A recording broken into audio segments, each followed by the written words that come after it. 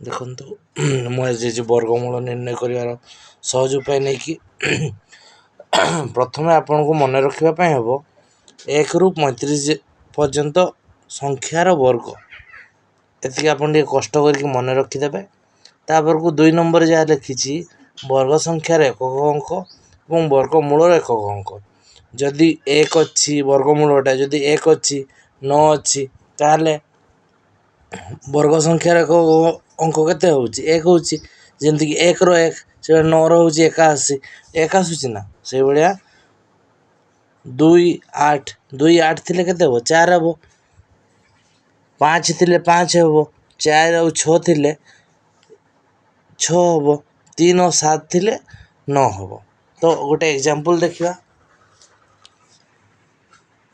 92 16, ଏଇଟା ଗୋଟେ ବର୍ଗ ସଂଖ୍ୟାଟା। ଫାର୍ଷ୍ଟ କ'ଣ କରିବା? ଦୁଇଟା ସଂଖ୍ୟା ଉପରେ ଗାର ଦେଇଦେବା। 92 ଉପରେ ଗାର, 16 ଉପରେ। ଆମେ ଡାହାଣ ସାଇଡ଼୍ରୁ ଦେଖିବା। 16 ଉପରେ ଗାର 2ଟା ଉପରେ ଦେଇଦେଲେ, ତାପରେ 2ଟା ବଳିଗଲା, ସେଥିପାଇଁ 2ଟା ଉପରେ ବି ଗାର ଦେଇଦେଲେ। ଦୁଇଟା ସଂଖ୍ୟାର ଭାଗ କରିଦେଲେ। ତାହେଲେ ଦେଖିବା ବର୍ଗ ସଂଖ୍ୟାର ଏକକ ଘର ଅଙ୍କଟା କ'ଣ ଆସୁଛି? 6 ଅଛି। 6 ଅଛି ମାନେ ମୁଁ କ'ଣ କହିଥିଲି? 6 ଅଛି ମାନେ ଏଇଠି ଆମର ଦେଖନ୍ତୁ 4 କିମ୍ବା 6 ହେବ ବର୍ଗମୂଳର ଏକକ ଅଙ୍କ। 4 କିମ୍ବା 6 ଲେଖିଛି ଏଇଠି। ତାପରେ ଷ୍ଟେପ୍ 3ରେ କ'ଣ ଅଛି ନା, ଏଇଟା ତ କହିଥିଲି 4 ଆଉ 6 ହେଲା। ତ ଦେଖନ୍ତୁ 16ର କାମ ଏକକ ଘର ଅଙ୍କ କାମ, ଫାର୍ଷ୍ଟ 2ଟାର କାମ କ'ଣ? ଏକକ ଘର ଅଙ୍କ ନିର୍ଣ୍ଣୟ। ତାପରକୁ ଯେତିକି ବଳିଗଲା ସେଇଟା ତାର କାମ ହେଉଛି ଏଇ ଯେଉଁ 92ଟା, 92ର ଉପର ବର୍ଗ ସଂଖ୍ୟା କେତେ ଅଛି? 100 ଅଛି। 100ଟା କାହାର ବର୍ଗ? 10ର ବର୍ଗ। ୟା ତଳଟା ହେଉଛି 81, 9ର ବର୍ଗ। ତାହେଲେ 100 ହେଲା, 81 ହେଲା।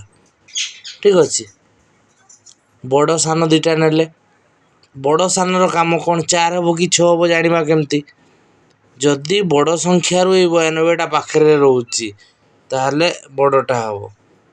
ଯଦି ସାନ ସଂଖ୍ୟାରୁ ପାଖରେ ହେଉଛି ତାହେଲେ 94 ହେବ। 9ଟା ଆସିଲା କେଉଁଠୁ? ନା 92ର ତଳ ବର୍ଗ ସଂଖ୍ୟା କାହାର? ନା 9ର, 81। ସେଥିପାଇଁ 9ଟା ଆସିଯାଇଛି। ବୁଝିହେଲା? 100ରୁ 92 ବିୟୋଗ କଲେ କେତେ ହେଉଛି ଆମର? 8 ହେଉଛି।